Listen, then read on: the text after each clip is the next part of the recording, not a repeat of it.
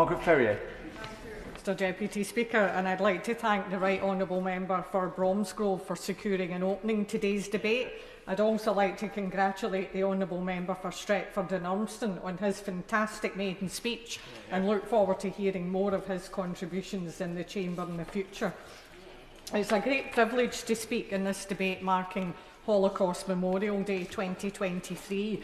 It's an opportunity for all of us to reflect on the part that we play as parliamentarians in upholding democracy.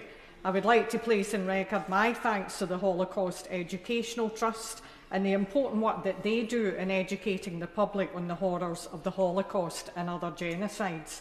And the Holocaust Memorial Day Trust. I have signed the Book of Commitment again this year on behalf of my constituents, as have many members.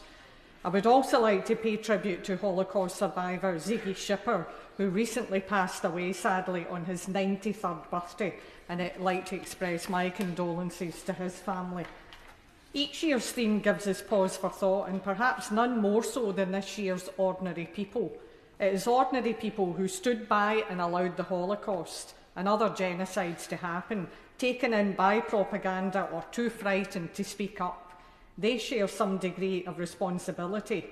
It is ordinary people who grow up to become authoritarian leaders or parts of the machine that perpetrate these massacres. It is ordinary people that fought back at great risk to their own lives, who provided shelter to the persecuted Jews, Roma, disabled and LGBT people, who resisted against the regime in Nazi Germany and occupied Europe. It is ordinary people that have overturned corrupt regimes, fought for change for themselves and others. It is ordinary people that are the victims of genocide and who are the survivors.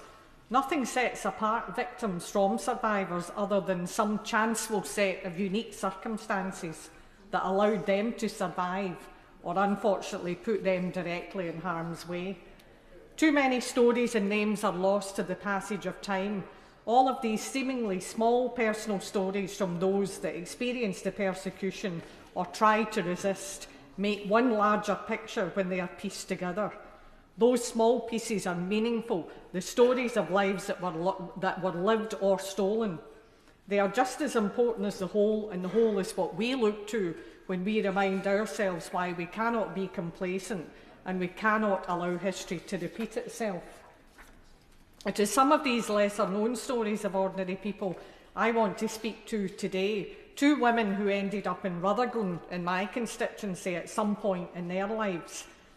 Dorrith Sim, who passed in 2012, she was born Dorrith Oppenheim in Kassel, Germany in 1931. Her early childhood was happy, comfortable and carefree. It was Kristallnacht, or Night of the Broken Glass, in Kassel that marked the beginning of a difficult road for the young girl. Dorrith was 7.5 when she boarded the Kindertransport and made her way to a new life in Scotland, having to leave her parents, Hans and Trudy, behind. The only English she knew was, "I have a handkerchief in my pocket." Hans and Trudy were deported to Auschwitz in October of 1944. They were never reunited with their daughter. She stayed in Edinburgh with her foster parents until she married at 21 to Andrew. The couple lived in Rutherglen in their early marriage, as well as Dundee and Prestwick later. Dorrith wrote a book in later life titled "Handkerchief in My Pocket."